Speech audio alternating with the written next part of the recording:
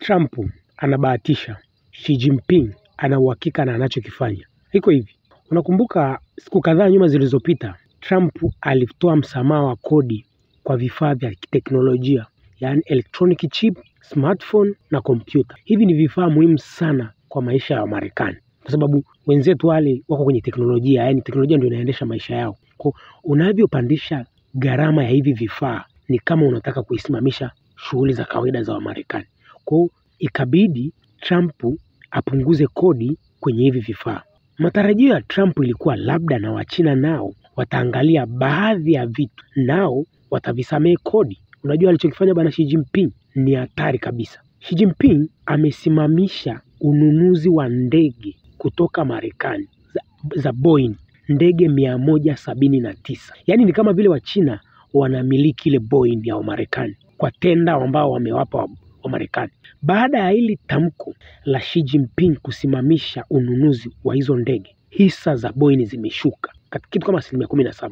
Hapo hapo Xi Jinping akatangaza kusimamisha mauzo ya rare earth. Haya ni madini muhimu sana katika dunia yetu ya leo. Ukitaka kujua umuhimu wa madini ya rare earth, vuta picha umuhimu wa damu katika mwili wako. Nataka niongee kwa lugha ya picha ili kila binadamu anielewe. Ukipungukiwa na damu, inahitajika mtu fast aje akuongezee damu uendelee kuishi. Si ndivyo? Sasa hapa dunia yetu ilipofika sasa hivi, katika teknolojia ilikofika, rare earth, haya madini ni kwenye simu, kwenye maroboti, kwenye ndege, kwenye makombora, vitu muhimu. Magari sasa hivi yanaelekea kwenye umeme. Hata hapa kwetu nchini kuna hivi pikipiki vya umeme, kule kuna rare earth. Mungu ni kama vile aliwaonyesha Wachina dunia inakoelekea. Wachina walianza kuwekeza kwenye rare earth kuanzia mwaka 1990, kwa sababu ndio maana sasa hivi baba wa biashara ya rare earth ni Mchina. Tuyaache hayo. Baada ya Xi Jinping kufanya alichokifanya, Trump ndo akapagawa, akaachia hiyo tarifu mpya ya 245. Kitu gani kinakuja kichwani mwako? Trump anapagawa.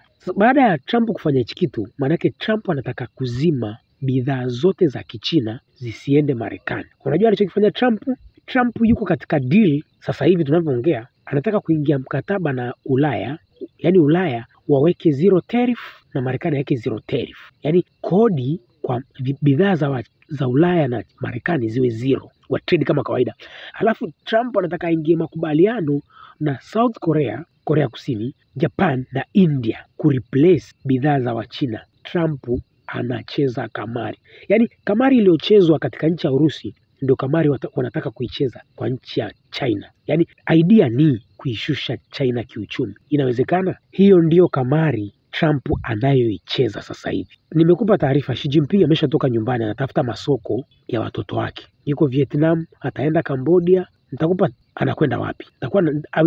Nitakuwa na observe anakwenda wapi nitakwambia. Sasa cha ajabu ambacho watu wameshaanza kukiona, na mimi niliwaambia katika video yangu iliyopita kwamba bidhaa za Kichina zitakwenda Marekani tu. Kuna kitu Wahindi wamekichunguza kwamba bidhaa za Kichina sasa hivi zinapelekwa Vietnam kwa kasi ya ajabu. Maana yake nini? Pale zinakwenda kubi repacked, zinakwenda Marekani kama vile made in Vietnam. Yani niliwaambia Wachina ni siafu. Wachina ni siafu kublock the largest manufacturer. Yani power ya China katika uzalishaji wakusanye Wahindi, sijui South Korea, Japan, Ulaya, bado ni kitu hakiwezekani. Kwanza Wachina wana efficiency ya hali ya juu, ule ufanisi wa kazi. Pili ni low cost, gharama za uzalishaji China ziko chini. Hakuna nchi inayeweza kuwa na uzalishaji wa gharama ya chini kama wa China. Trump anacheza kamari ambayo yani anabahatisha. Ni kama mtu aliyefungwa macho anatafuta kitu ambacho hajui kiko location gani. Mwenzako umempunguzia kodi ya vifaa ili aendelee kukuzia baadhi ya vifaa,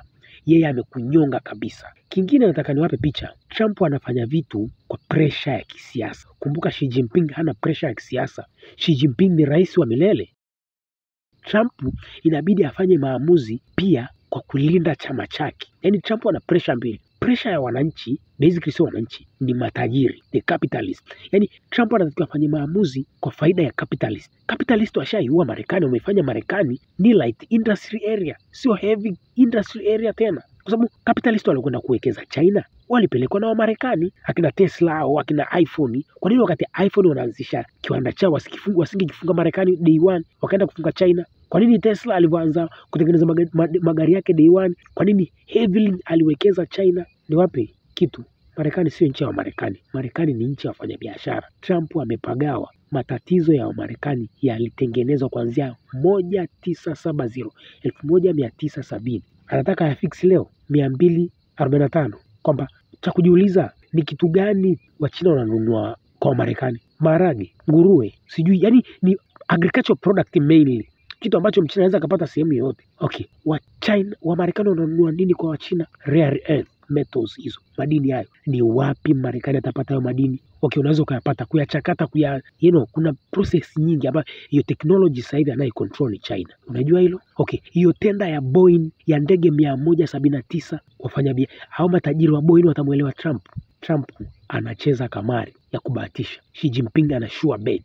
Hicho ndicho kinachoendelea. Trump anafanya vitu kwa muhemko wa kisiasa. Xi Jinping anafanya vitu kwa faida ya wananchi wake. That's the difference. Yani Xi Jinping anawaza watoto wake. Trump kwenye mchezo wote ule, mwenye pumzi huwa ndo anayeshinda. Kwenye hii vita, mwenye pumzi ni Xi Jinping. Kama una pumzi, huwezi kushinda vita ya aina yoyote. Mwingine anajua maana pumzi ni nini? Pumzi ni ule uvumilivu wa mapambano. Kama ni ngumi, kama ni kukimbia, hiyo ndio pumzi, hiyo ndio power. Watu wa chemistry wanaelewa. What is power? Rate of energy consumption. Kila mtu anajua kukimbia, lakini mwenye nguvu ni yule anayekimbia mbio ndefu, anayekwenda mbali zaidi pasipo kuchoka. Nani mwenye pumzi ndefu katika hizi mbio? Wachina wala hata hawapani. Ilianza 84. Ndugu zangu, hii vita, mwisho wa hii vita ndio itaamua taifa lenye nguvu duniani kiuchumi. Kazi ya Wamarekani ni kuwakusanya wale allies wake ndio waende vitani. Hivi kwa nini Marekani hawezaji kwenda vitani mwenyewe? Mpaka gusa akina Ulaya, sio akina Japan, akina South Korea. Mchina kamuita nani? Yeye kaenda kutafuta masoko, hajamuita mtu. Kama vile hata Russia, ugomvi wa Russia aliuchokoza mwenyewe. Akina Korea Kaskazini walikuja baadaye. Marekani twende Ulaya. Inamaanisha nini? Marekani haijajiandaa katika vita ya wenyewe hata siku moja. Next video nataka niwatengenezee Mrusi anavyoanza kumfuata Marekani kwenye military base zake sasa hivi. Warusi ndo wametoka nyumbani, wanaanza kumfuata Marekani kwenye vichochoro vyake.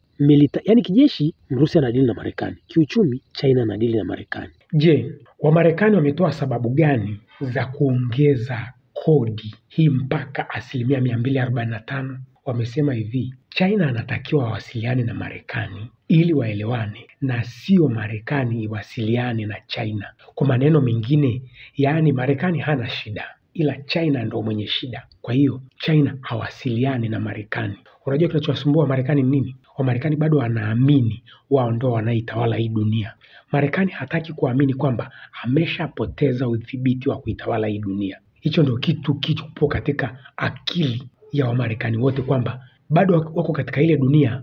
Mtu akitaka jambo lolote lazima awasiliane na Washington, apewe kibali. Na hichi ni kitu nimekuwa nikiwaamsha hata viongozi wangu wa nchi yangu. You don't need Washington ili ufanikiwe. Hauhitaji Washington ufanikiwe. Na hii ndo Xi Jinping anachopambana kuionyesha dunia, kwamba huhitaji Marekani ili ufanikiwe. Msikilize msemaji wa ikulu ya Marekani anachokisema. China needs to make a deal with us. We don't have to make a deal with them.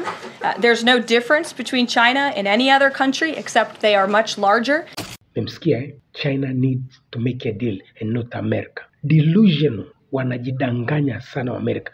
Na kuna babu yangu anaitwa Richard Wolff, anasema kitu kitakacholizika taifa la Marekani ni kutokukubali kwamba wameshapoteza udhibiti wao wa kuitawala dunia.